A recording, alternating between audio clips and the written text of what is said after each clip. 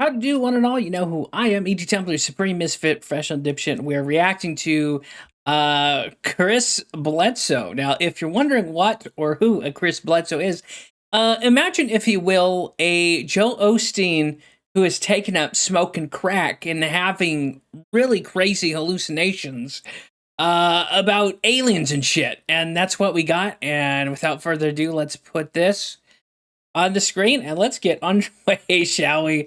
And get some snacks, get a drink, and we're gonna have some fun.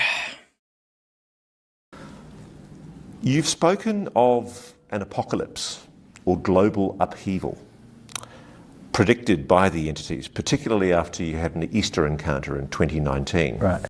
That's we're already starting off because this is such a general prediction. Like anyone can make this prediction. General upheaval and world wars. Well, no shit, it's humanity. Are you fucking stupid? So we're already starting off. One thing you'll have to keep in mind about these wannabe Nostradamuses is they'll take the most like basic common sense bullshit and try and paste it as a oh, I'm so smart. These entities revealed to me, but it's just basic common sense. What specific warnings or timelines have they shared? And before you answer this question, I just say to people out there, there's so much misreporting. Yeah. So you're about to say what you've been told. I've done something similar recently. I recently said that people have talked to me about 2027. And I noticed social media exploded with Coulthard says...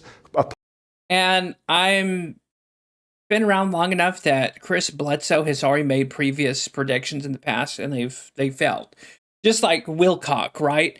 And the thing that's handy about this Russ Coulthard and the UFO community generally at large with these fucking quacks is they'll never have skeptics on. You know, at least say what you want about creationists, but at least Kent Hovind would debate two atheists and agnostics and science people. And there's other, creationists that do debate and challenge other opinions where they accept the challenge. Whereas these people, not so much. With whether it's Russ Coulthard or any other UFO-related show, you will notice there's never anyone, or they'll never invite anyone to debate or contest these accusations and these experiences. It's a very social justice way of validating everyone's horseshit claims, and that's the way how you have to really generally look at this. Is just people with creative stories and fantastical tales. And that's essentially what it is. But again, it is amazing how people just buy into this hook, line, and sinker. And I'll shut up and let's keep going. Apocalypse, doomsday coming in 2027. Right. And it's so funny because all I'm doing as a journalist is reporting what people are telling me. I have no way of knowing if it's true or not. I'm just a journo. You purport to be able to communicate with these non-human beings or whatever they are, gods, beings. What are they telling you? Fun fact, do you know that demons like to be identified as they and them? Just food for thought. About apocalyptic events. What they told me, and again, I put this in writing back in 2012. I handed it to Timothy Taylor, which he took to NASA, to the Pentagon. That's how the chain of command went. In that, did he take it to NASA or did he take it to the Pentagon? Whoops. I told him about the orbs and the drones and the rockets. I didn't say drones, but the orbs and the missiles, which just happened. And 8 months ago, keep that in mind. So we're a bit late to the party on this one, but again, he's going to say when Israel and Iran attack each other and when there's this event, which again, if you know anything about biblical history or Islamic history, Jews and Muslims and Christians have been fighting and killing each other over what is essentially a giant cat's litter box for millennia, for eons, right? And all have claim to Jerusalem, and it's a region that's going to be in flux and in conflict, essentially forever. And if anyone says, again, this is where we take the basic common sense opinion and twist it into a Nostradamus-like prediction, when everyone who knows their history, you don't even have to be a historian, you just have to look to recent events and understand that Palestinians hate Jews, Jews hate Palestinians, Jews hate Muslims, Muslims hate Jews, and they fucking kill each other for the shit of it. We talked about all the other things that they told me. One of them was, they didn't say it was an apocalypse, that's funny. What she said was, there will be... And this entity that's talking to him is a she, a goddess. Which, if you're a Christian, I don't think that's Mary Magdalene, bro. I don't think that's an angel. What I humbly believe, if you guys want to know, is I think Chris Bledsoe here is one of two things. And depending on your belief system, he's either one, fucking mentally ill and crazy, or two, he's demonically possessed, or he's like just coming up with this bullshit. It's probably a mixture of all three, for being honest. When we see Israel and Iran doing their thing and the orbs begin to appear. Doing their thing. Elaborate. See? So with generality, we can apply this when Israel and Iran do their thing. This a very generalized statement. He doesn't mention like targeted Isfahan, or maybe someone pops off a nuke, or no specifics, because if you want to come off as a prophet and, you know, farseer, you have to keep your shit as general as possible, because the more generalized it is, the bigger the chance you have of making your said statements be more true and like you predicted shit, right? It's like the same process if you guys know what a shotgun is. A shotgun is a shell that fires pellets. It could be 12 to 24, double-aught buck, or it just fires a wide pattern of shot, right? And that's kind of what this form of guesstimation and Nostradamusing is you keep it as general as possible and as wide a spread as possible, because if it lands between the two goalposts, oh, you predicted something, oh, you're wise among your time, right? From that point forward, they're going to begin to awaken the people, and there was no stopping it. And if we went to war, they would stop it. So you believe, from what you've been told, which obviously you can't know for sure, you're only being told this, but you believe from what you're being told. And isn't it interesting, whether you're a televangelist or a ufologist, isn't it interesting how the common thread between all this is the chosen one syndrome, which I'm going to get into right now. The chosen one syndrome, especially among eschatology as well, is that these people are the special.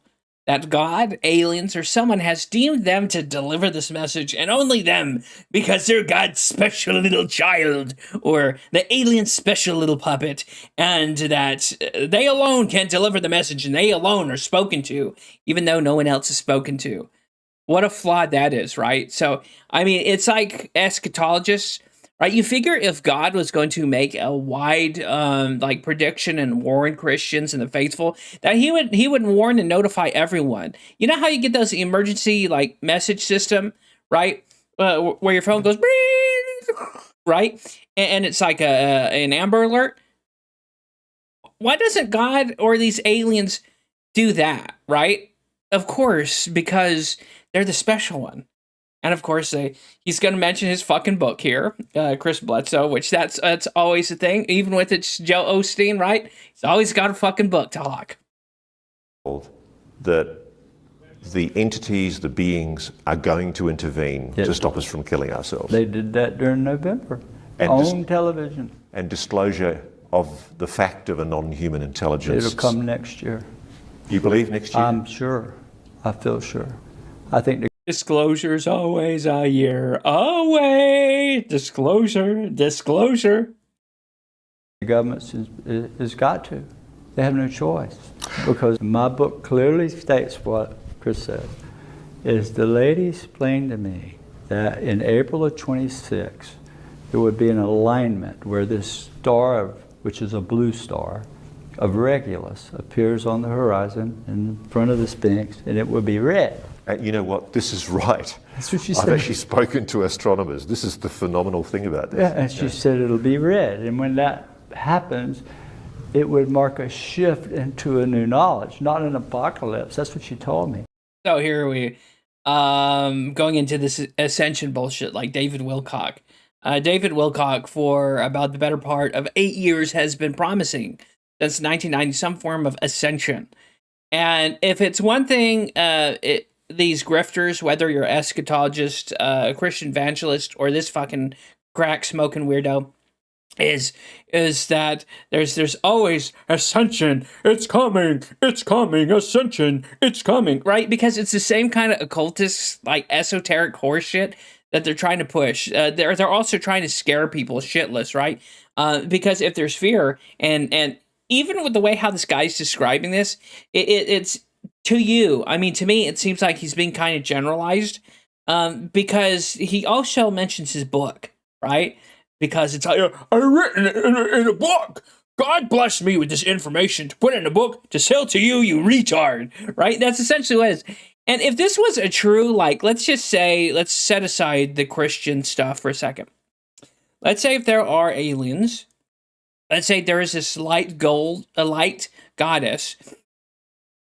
What a shitty way to release information. It's very ineffective, right? It's very fucking ineffective. And these are supposed to be higher planed, higher dimensional people, and yet they can't package and deliver information to us lower leveled humans in a form than just getting one cracked out weirdo, right? Of course. But it's just funny, this special, the chosen one mentality. It's a very old shtick, and people always fall for it. And it's kind of sad, really. It doesn't mean Jesus is coming back. There's a new knowledge that's coming. What is that? Let's take that back. It would mark a shift into a new knowledge, not an apocalypse. That's what she told me. It doesn't mean Jesus is coming back. There's a new knowledge that's coming. Do you hear how he said that? I don't know. As a Christian, I kind of take that personally, because he's poking fun, isn't he? He's poking fun at Christians, because you silly Christians who believe in the one true God and His Son Jesus Christ. It doesn't mean He's coming back. See, and this is where I'm lining it up. This entity and whatever it is has already identified themselves as they. Demons identify themselves as they and them. And we have an undescript woman, goddess, priestess, that's revealing herself to him. And where does it say in the Bible that? Was it Lucifer deceived as an angel of light? I don't know. But that's why the Bible usually always entails, let's get theological for a minute, to test spirits. So if anything like represents itself to you, you test it, right? You mention Jesus Christ and see how it reacts. And it's testing spirits and testing things you see. That's just like 101. But yeah, this guy, I don't know. The scary thing is, I don't think he's just doing this stuff for a grift. I think we're borderline on heresy and apostasy at this on the theological, like, Christian level. You can believe however you see fit. I'm just giving my opinion according to that. Coming. What is that? Is it under the pyramids they've discovered something? Is it the Hall of Records? Is it disclosure? December, November, Iran was firing rockets into Israel. Orbs appeared everywhere. The military freaked and sent up drones to muddy the water. So These were probably like flares, if I had to guess, or missiles, interception missiles going out to hit incoming ballistic missiles. But here we have the retconning of an entire historical event, which of course Wilcock and Bledsoe and televangelists and probably Joe Osteen has done. So it's not only are they coming up with fanciful shit, but they're gaslighting everybody into thinking that things that happened were different than we actually saw. You think that's a cover-up? I mean, I must confess, 100%. We did 2 specials on News Nation about That must be those pretty shitty supposed cover-up. drones. They were ours. There were I know some for of ours. sure they were ours. I'm pretty sure some were ours, but there were definitely. I spoke to somebody this morning, a police officer in New Jersey, Right. and he said, "I don't believe the government when it says these are just confused. People are just confused. They saw aircraft." He said, "I know what they were. They were anomalous. They were not." anomalous. They were not. In fact, the drones were ours. I know they were. For one, a fan called me and said, "You won't ever believe what just happened." He had a video of this drone hovering over his house, right? It had the little appendages sticking out. It's blinking. The same ones you see stuff falling out of. He pulls a laser out and shines it on it. 30 minutes later, the FBI comes to his house and charges him. He's being charged with a federal charge right now for shining a light on a drone. He's like, yeah, because he's a fucking idiot. And that's not only putting the drone, if that was a flyable plane, you can kind of see where the issue is with that. And no offense. God, let's just keep going. you didn't say what it was. They said it's illegal to shine a light on any aircraft. And yet, Yeah, because it can fucking blind someone who's flying something at 700 miles an hour or less. That can crash and kill people. That's why it's kind of illegal to shine lights at planes. Fuck. Federal Transportation Secretary General Glenn Van Herk, the former head of Northcom NORAD,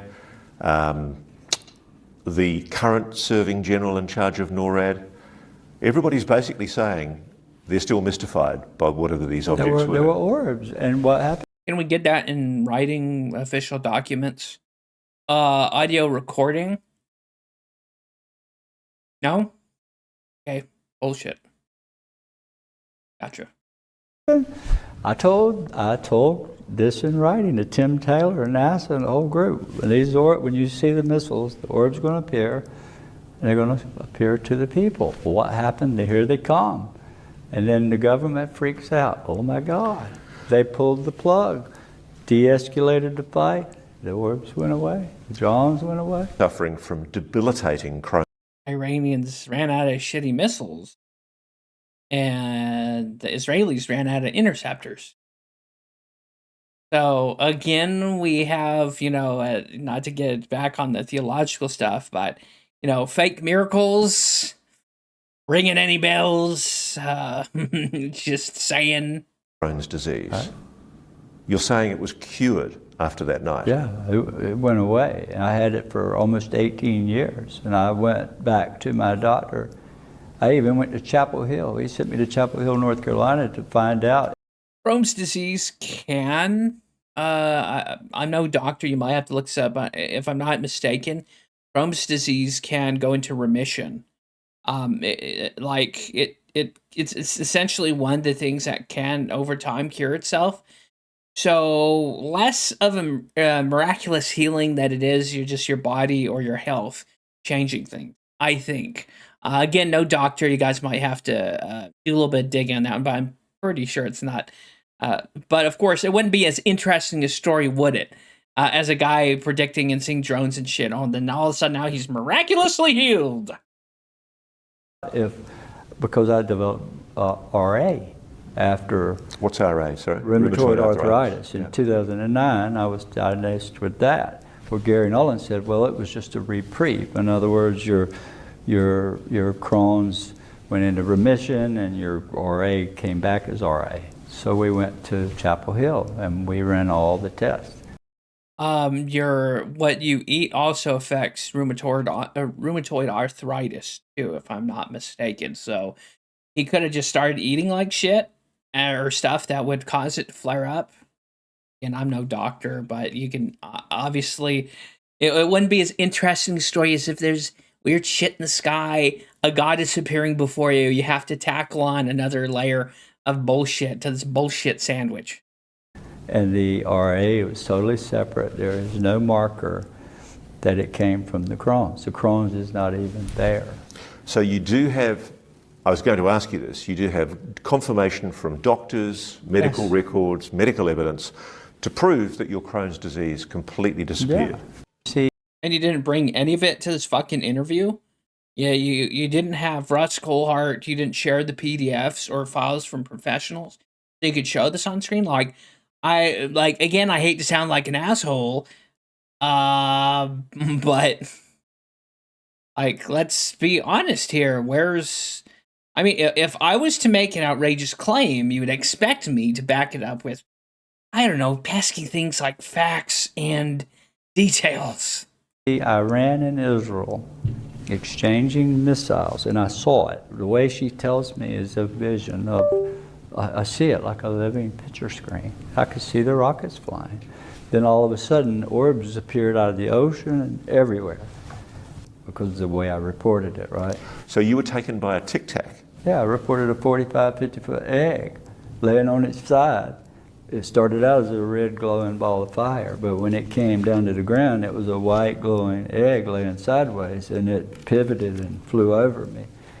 And when I reported that, David Fravor was just out tracking the thing up and down the North Carolina coast, and it came in 60 miles where I was, and the rest is history. One of the things you talk about, and I find this fascinating because again, there's huge increase in sun activities, sun-solar activity. You talk about something called the... And here we go. I don't know, maybe some of you guys were too young to be around, but some of you who've been around older, remember the 2012 bullshit? Remember that the sun was going to be out for 12 months? And that was the end of time, the apocalypse, the Mayans predicted it. Right. So, of course, this is no new thing either, with rumors of sun flares, solar flares. Again, so we're here we go back to the circle to the beginning of this video with a generalization. Of course, the sun is one giant nuclear reaction. So you can pretty much guess that at some point it's going to have a solar flare that's big and scary, right? Because that's what the sun does. So here we have the super generalized situation that he's going to describe. And it's like, eventually you could predict that could possibly quite happen. It's a possibility. But let's... sun flash that you've been told about. What have you been told about a future sun flash? Flash. Why is he saying it flash? Yeah, I never talk about this because it's scary stuff and I don't like to talk about it. But one thing I can... So you, as a messenger of some interdimensional being who announces himself as they and them, you're suddenly scared to tell prophetic vision? Weird, because a just God or benevolent entity wouldn't want to have you censor stuff that is scary and bad, because it's kind of the point. What's the point of a benevolent entity or aliens telling you this and then you saying not to tell the story because it's scary? Hey. say. I'm not sure if what I saw was the future or the past. But what I did see, and this was very beginning when they first took me in 2004 on the virtual tour, part of that virtual tour was Egypt. So this intergalactical, interdimensional species that's appearing before you in form has the technology, the ability to not only reveal themselves to you, but fly interdimensionally and fly across universes and great swaths of space and time, refuse to tell you upon what they're showing you. So they couldn't telepathically send you, like, oh, this was 12,000 years ago, when your Earth was just starting and the solar flare cooked the side of the Earth and the waters drew up, right? So this highly advanced form of species that's trying to warn you about shit, gives you a vision, and not tell you if it's the past, present, or future. All right, thank you, you worthless piece of shit. Interdimensional space aliens. Okay, if that's the minimum, the worst of it, which... Egypt, the other part was over America. And we were up somewhere over the Midwest, and I saw the sun swell in the sky until... Are you able to see lights from cities down there? Even if they were showing you a vision, you'd be able to see lights, even from way up there. So you can kind of see he's getting a little bit shitty in his science fiction these days. It can go up the whole sky. It was just all sun, and then it flashed.